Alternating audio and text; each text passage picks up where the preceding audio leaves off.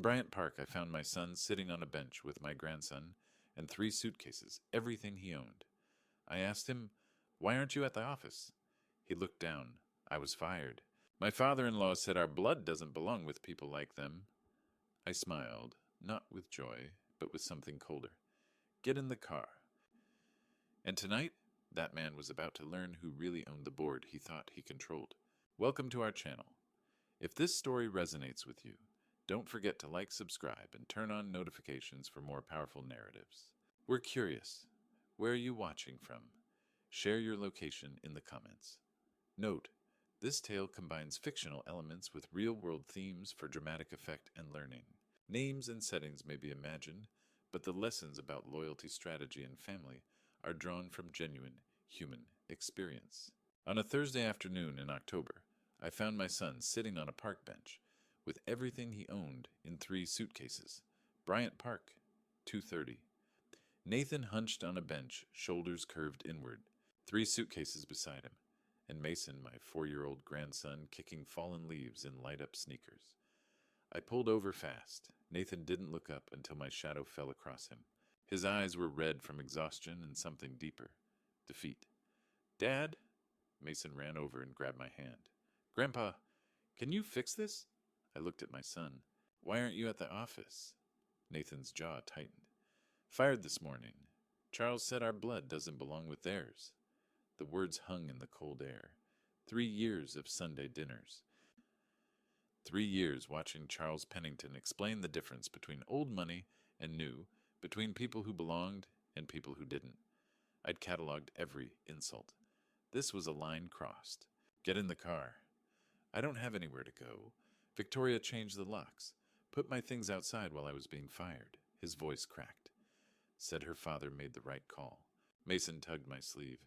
"Mommy says you're the strongest man in New York." I knelt to his level. "I can fix it, buddy. I promise." I picked up 2 suitcases and nodded to Frank, my head of security. "Help Mr. Nathan." We drove north in silence. Nathan sat in back with Mason, who fell asleep immediately. I watched them in the rearview mirror, my son, who'd aged 10 years. In one morning, my grandson, who still believed grandpas could fix anything. Manhattan's skyline gave way to bridges, then autumn trees. "I built Sullivan Maritime over 30 years, I said. "Started with 1 truck. 800 million annual now." Nathan knew this, but I needed to say it. 3 years ago, I bought Hudson Freight for 20 million, through offshore companies where the real owner stays hidden. I paused. I put Charles in charge as CEO. Nathan's eyes sharpened in the mirror. "You came to me that day, said you wanted respect for who you are, not whose son you are. I agreed not to interfere. Our deal. You kept it. For 3 years I watched you endure things that would have broken most men. Listened to Charles explain why everything about you was insufficient." My hands tightened on the wheel. I said nothing, because we had a deal. Mason stirred. "But Charles doesn't know something," I said, voice dropping. "Hudson Freight doesn't belong to him. Never did. Every paycheck he signed, every insult, all in a company I own. He's been working for me the entire time." Silence. Then, "You've owned it all along." "Yes." "Why put me through that?" "Because you asked me to. You needed to know you could stand alone." I met his eyes in the mirror. "But that deal died when I saw you on that bench." The Bedford gates appeared iron and stone. Home. "What are you going to do?" I smiled. Not warm. The smile before closing deals that left the other side with nothing. Charles wanted to play games with bloodlines. Now he learned something. In my world, bloodlines mean nothing. Only power matters. And he just started conflict with the wrong family. Nathan didn't know I'd been paying Charles's salary all along. Didn't know I could take it all back with 1 call. Didn't know I'd been collecting every slight like a prosecutor, building a case. But he was about to find out. The reckoning had begun. Every Sunday for 3 years, I swallowed insults, along with expensive wine and collected ammunition. While Nathan settled Mason upstairs for the night, I sat in my study and let my mind drift back to those weekly rituals at the Pennington estate. Greenwich. White columns trimmed hedges. A dining room with crystal chandeliers and a table that seated 12 but only ever held 5. Charles at the head. Victoria beside him, scrolling through her phone. Nathan across from his wife, shoulders tense. and me at the far end close enough to witness everything far enough to be dismissed. That first Sunday 3 years ago, Charles picked up Nathan's wine glass and repositioned it 2 inches to the left, like this.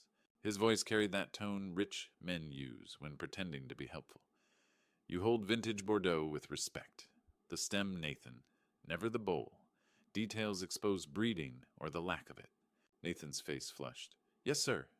Victoria didn't look up from her phone. She never defended him, not once in 3 years. I cut my duck with precision and said nothing. Every week another correction, his posture, his choice of tie, his state school education versus Charles's Yale degree. Every comment about how some people just didn't understand the nuances of high society. 3 years of watching my son's light dim, but I'd made a promise not to interfere. So I observed, memorized, built my case. Then 6 months ago, something shifted. Hudson Freight's quarterly reports started arriving a week late. In logistics, that's an eternity. When I called accounting, they stuttered excuses about system upgrades. I didn't believe them. 3 months later, Victoria stopped answering my calls. Before, she'd maintained appearances, hoping for expensive gifts. Now, straight to voicemail. We're at an event. We're traveling. We're resting. A wall had grown between us overnight, but the moment I knew something was seriously wrong came 1 week ago. Nathan visited my office at One World Trade Center. He looked terrible, gaunt, dark circles under his eyes suit hanging loose. He'd lost weight. Just busy, Dad. Quarter-end closing. I knew quarter-end closing didn't make a man look crushed. Then I noticed his wrist. The Rolex Daytona I'd given him for his 30th birthday platinum $50,000 was gone. Where's your watch? Nathan pulled his sleeve down quickly. At the jeweler. Clasp was loose. The lie sat between us. I'd bought that watch. The clasp had never been loose. Nathan was careful with possessions, almost obsessively so, which meant one thing: he'd sold it. Or pawned it. A man doesn't pawn a $50,000 watch unless he's desperate. After Nathan left, I called Frank Morrison. Complete audit of Hudson Freight. Every transaction for 6 months. And Frank, find out what's happening at the Pennington house. Quietly. Understood, Mr. Sullivan. 24 hours later, Frank walked into my study with information that would change everything. But that was Thursday morning hours before I'd find Nathan on that park bench. The signs had been there all along. Delayed reports, avoided calls, the missing watch, Charles's increasing confidence like a man who thought he'd gotten away with something. He had no idea I'd been watching, waiting, that every insult, every slight, every smug comment had been building toward something he couldn't imagine. Within 24 hours I would know the truth, and the truth would require its price. That evening, Frank Morrison walked into my study with a black folder. Black meant immediate action required. You need to see this, Mr. Sullivan. I was already seated. He laid the folder on my desk and opened it without ceremony. Page 1. Police report. Filed today at 1:15, just hours after Nathan was terminated. Complainant Charles Pennington. Allegation Nathan Sullivan removed valuable family heirlooms upon departure. Antique coins, sterling silver jewelry. Estimated value $2.8 million. He filed this while Nathan sat on that park bench. I said quietly. Yes, sir. Wanted him arrested before he could defend himself. Page 2 made my jaw tighten. Credit report. 12 separate loans from different banks over 6 months. Total $18 million. All in Nathan's name, except they weren't his signatures. Handwriting expert confirmed. Frank said, sliding another document across. High-quality digital forgeries. They used Nathan's actual signature from company documents plotted onto loan applications. The collateral agreements listed Hudson Freight as guarantor Nathan's personal assets as secondary security. When the loans defaulted, the banks would destroy everything. The company would collapse. Nathan would be personally liable for $18 million he never borrowed. They were building a trap, I said. Bankrupt the company, blame Nathan, let criminal charges follow. He goes to prison while they walk away clean. That's our assessment. Frank pulled out a tablet and pressed play. The video showed Nathan and Victoria's bedroom camera hidden. Victoria's voice was sweet with poison underneath. You're so tense lately, Nathan. Maybe you should see someone. You're becoming aggressive. You're scaring Mason. I'm not aggressive. I'm just tired. See, you're yelling. You're unstable. The video cut. Another clip showed Victoria breaking a vase, then immediately, why did you do that? Mason, go to your room. Daddy's having another episode. She was building a custody case, Frank said. These videos would be shown to a judge. Proof Nathan was dangerous, mentally unstable. She'd get full custody. He'd get supervised visitation at best. I closed my eyes briefly, controlling the cold fury building in my chest. One more thing, Frank said quietly. The worst part. He laid down a document I recognized immediately. Pledge agreement. My international shipping license number 7801, the authorization for Sullivan Maritime to operate in every major eastern seaboard port. Contracts worth $400 million annually. Pledged as collateral for a $7.5 million loan from a Cayman Islands fund. How did they access the original, forged duplicate through a corrupt notary? The money transfers tomorrow at noon. Through the window, I could see the main house where Nathan was in the next room, with Mason putting him to bed. Completely unaware his entire life had been systematically dismantled. Block that transfer, I said. Federal Reserve Treasury Department, whoever you need. That money doesn't move. Understood. And Frank, get me everything on Charles Pennington. Every loan, every account, every offshore entity, every secret. Frank nodded. He recognized this tone. They tried to build a trap for my son, I said quietly. Now I'm going to show them what a real trap looks like. After Frank left, I sat alone. In the next room, Nathan's voice drifted through, reading Mason a bedtime story. My grandson's sleepy laughter. They'd tried to take that away. From both of them.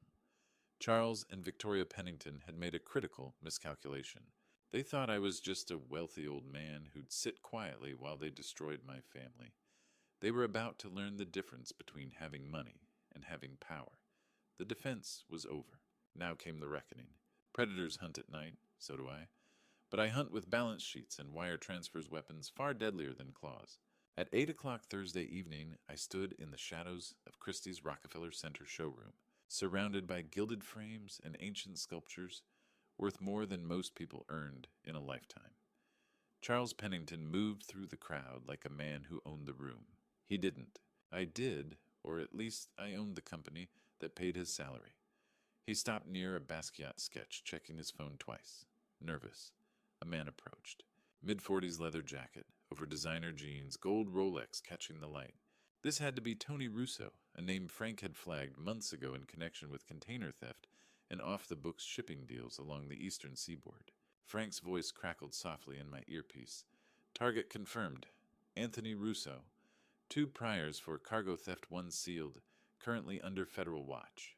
Charles extended his hand. Russo didn't shake it. Instead, he slid a small USB drive across the marble pedestal between them. 10 units, Russo said quietly. Mercedes Actros 2023 models. Clean titles, offshore registration.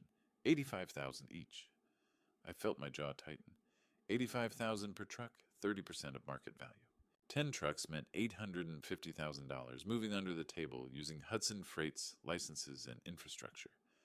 Charles pocketed the USB without looking at it. Tomorrow morning. Port of Newark, Pier 47, cash on delivery. Half up front, Russo countered. Or the deal's off. Charles hesitated, then nodded. Fine, I'll wire it tonight. From my position 15 feet away, I raised my phone and captured 3 clear photos. The handoff, Russo's face, Charles's hand on the USB. Frank, positioned near the champagne bar, had recorded the entire conversation. Captain Brooks is standing by, Frank murmured through the earpiece. He can intercept the shipment at dawn. No, I said softly, turning toward the exit. Let it play out. I want them both on record taking delivery. Then we move. Friday afternoon, I sat alone at a corner table in the Modern at MoMA, surrounded by floor-to-ceiling glass overlooking the sculpture garden. Victoria arrived at 3 o'clock sharp, wearing a gray cashmere cardigan and oversized sunglasses she didn't remove indoors. She slid into the chair across from me and let out a long theatrical sigh. This has been so difficult for me. She began dabbing at dry eyes with a tissue. Nathan's behavior, I never imagined he'd become so unstable. I said nothing, just watched. I want this resolved quietly, she continued, for Mason's sake. What do you want, Victoria? She leaned forward. The Tribeca penthouse, $4.5 million. Sign it over to me and I'll withdraw the charges. Nathan can go free. I let the silence stretch, watching her mask slip just slightly, the hunger beneath the grief. That's my home. I said, injecting just enough fear into my voice. It's all I have left. Then you'll lose your son, too, she said coldly, placing a document on the table. This is a donation agreement, not a settlement. No lawyers, no records. Just a generous gift from a father-in-law who cares. Extortion dressed up in legalese. I reached for the paper, slowly running my finger along the edge. The microphone pinned inside my collar was recording every word. I'll need time. You have until 10 a.m. tomorrow, Victoria interrupted, standing abruptly. The notary is waiting. Don't be late. She walked away, heels clicking against marble shoulders back like she'd already won. Frank's voice returned to my earpiece as the restaurant door closed behind her. Got every word. Extortion, coercion, and conspiracy. I pulled out my phone and called James Thornton at Manhattan Capital. Buy every debt Charles Pennington has. By tomorrow morning, I want to own his life. While Victoria waited at a notary I'd never contacted, I had other plans for Saturday. There's a moment in every war when you stop defending and start conquering. Mine came at 10 a.m. Saturday morning. James Thornton sat across from me on the 47th floor of Manhattan Capital Bank, a stack of contracts between us that would destroy Charles Pennington's life. Purchasing distressed debt in this volume is highly unusual, James said, adjusting his glasses. The risk exposure is mine, I interrupted. This isn't an investment, it's a tool. He slid the first contract forward. The Greenwich Estate mortgage, $3.2 million outstanding. I signed without reading. Vehicle loans, Bentley Continental and Range Rover autobiography, $480,000 combined. Another signature, Mrs. Pennington's credit cards, 7 accounts, nearly $200,000 total. I paused briefly, picturing Victoria's face when her black card declined. Then I signed. Hudson Freight business lines? James continued, his voice dropping. $12 million in overdraft facilities. If Hudson defaults, you can seize everything the company, their home, their assets. Perfect. I signed 3 times. James stacked the documents. Mr. Sullivan, what exactly are you planning? Justice. By the time we finished, $35 million in debt had transferred to Sullivan Maritime Holdings. It gave me something far more valuable than money. Control. At noon, I called from my car. James, freeze all accounts tied to Charles Pennington, effective immediately. Sir, that will... I'm the primary creditor. Do it. 15 minutes later, confirmation arrived. Account status blocked reason. Internal security review. Contact creditor. I imagined Charles seeing that message, feeling the ground shift beneath his feet. At 2 p.m., Frank called. The Cayman transfer is flagged, he reported. $7.5 million. Federal Reserve has it marked for money laundering investigation, frozen pending review. How long? Months, maybe years. The international shipping license Charles had illegally pledged would remain exactly where it belonged, with me. And the plaza. Tech team in position, video evidence loaded, waiting for your signal. Nathan's safe at Bedford with Mason, asking questions, but he doesn't know the timeline. Keep it that way. By 5 p.m., I stood in a private suite at the plaza, looking down at Fifth Avenue as twilight settled over Manhattan. Frank reviewed final details beside me. We're ready, Mr. Sullivan. I straightened my tie and checked my watch. Somewhere across town, Charles Pennington was putting on his tuxedo, rehearsing his acceptance speech, basking in the glow of an award he thought would cement his legacy. He had no idea I'd already taken his crown. Charles is preparing for his coronation, I said. He doesn't realize the throne is already empty. Frank nodded. The ballroom opens at 7. 300 guests confirmed. Everyone will be watching. I turned from the window. Good. Let them watch. By 7 o'clock, I would walk into that ballroom, and Charles Pennington's world would end, not with a whisper, with a reckoning. The Plaza Ballroom glittered like a jewelry box, the perfect place to shatter illusions. From my private box behind velvet curtains, I watched 300 of Manhattan's elite settle into their seats. Crystal chandeliers cast soft light across silk gowns and tailored tuxedos. Everything gleamed with old money and false respectability. Charles Pennington stood near the center in a midnight blue Tom Ford tuxedo, accepting shallow congratulations. Victoria positioned herself beside him in crimson, her smile frozen in place. But something was wrong. Guests whispered after greeting Charles. Leaning, close eyebrows raised, Phones discreetly checked. News traveled fast in circles this small. At 7:55, Charles's phone buzzed. I watched him pull it from his pocket and go completely still, his face drained of color. He tapped the screen once, twice, 3 times, each attempt more frantic. Account suspended, reason, anti-money laundering review. Action required contact, new creditor. He tried logging into another account, then another. Error, error, error. Victoria leaned toward him, still smiling for the crowd. What's wrong? Charles showed her his phone. Her smile vanished. My cards, she whispered, pulling out her own phone. They're all declined. The caterer payment bounced.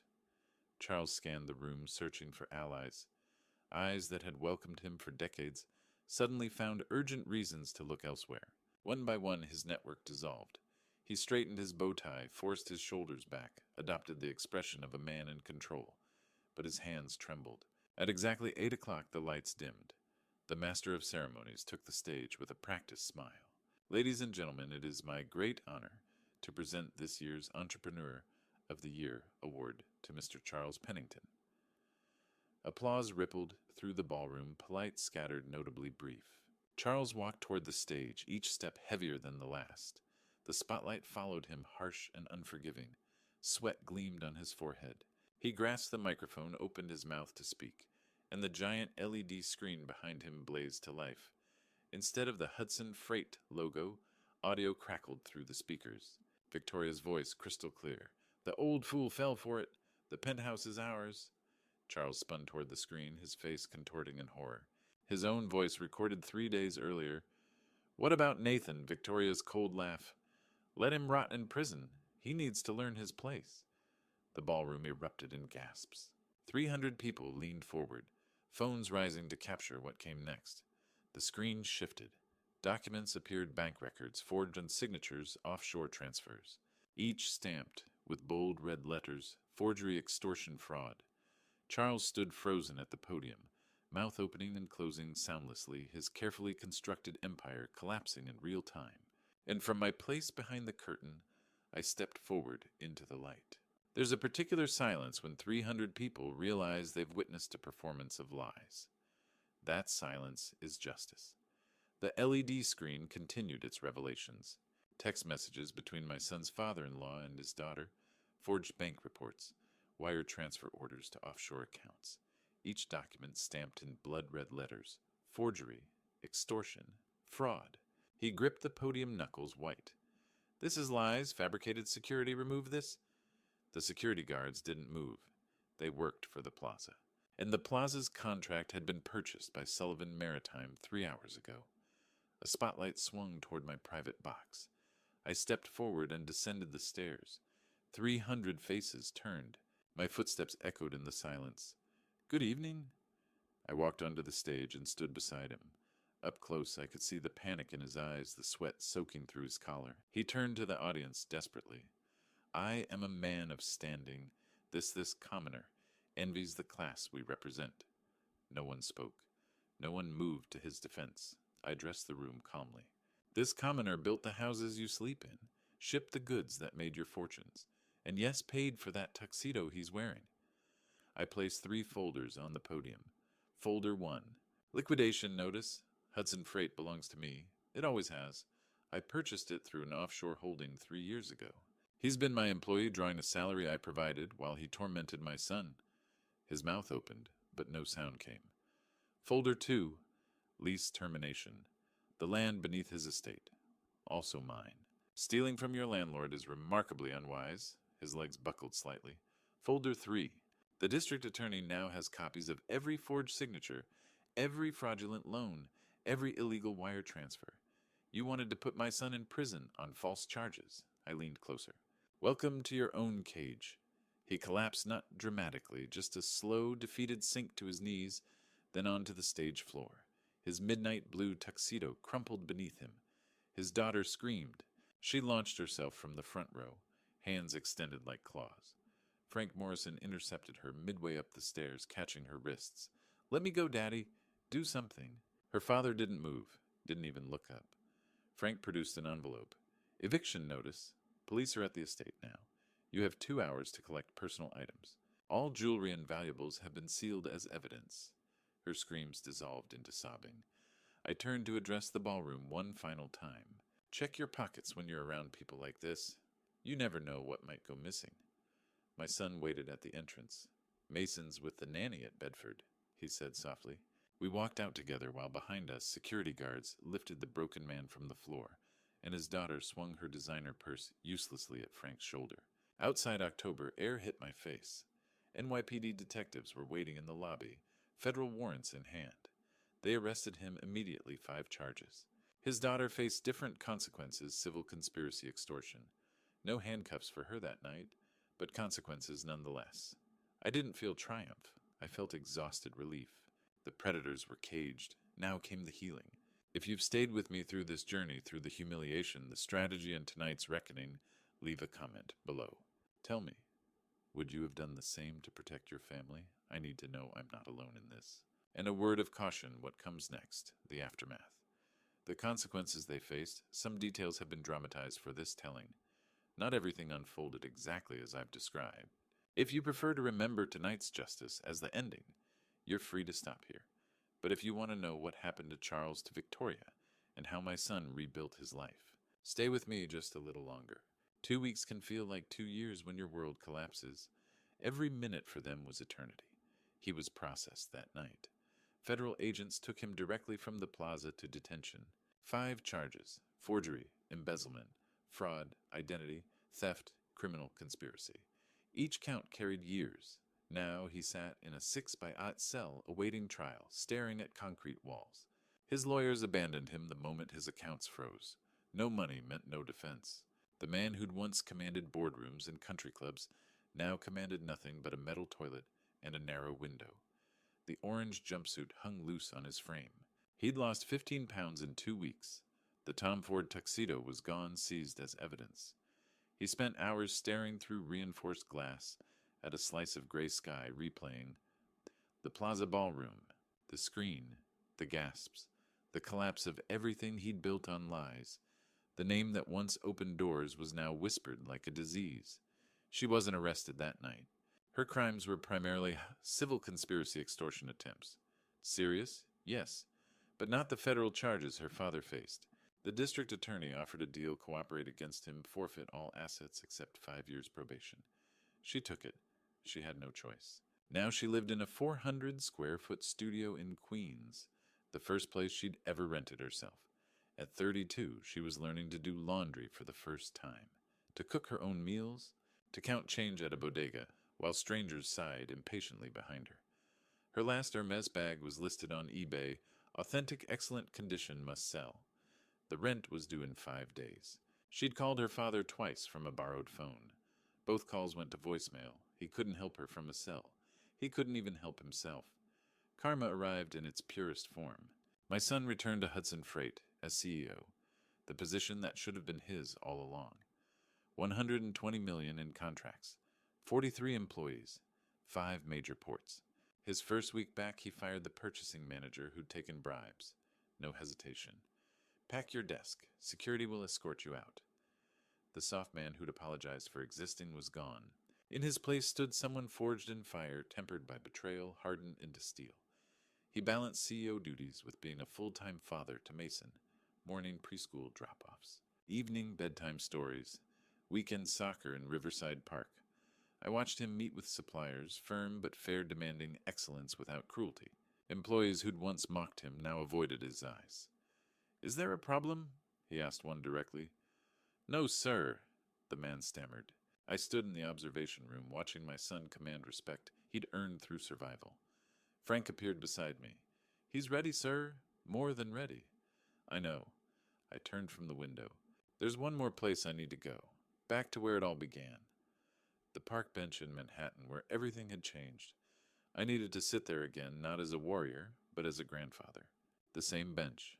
The same autumn leaves. But the man sitting there was different. Lighter, freer, at peace. No suitcases this time. No desperation. Just Mason chasing pigeons across the plaza with his arms stretched wide like wings, his laughter ringing out clear as bells. I poured coffee from a stainless steel thermos. Simple, practical, nothing like the silver service I'd once thought mattered. A woman pushing a stroller passed by. Our eyes met. We exchanged genuine smiles, the kind strangers share when the world feels briefly kind. I realized something. Then I'd finally escaped the iron mask I'd worn for 30 years.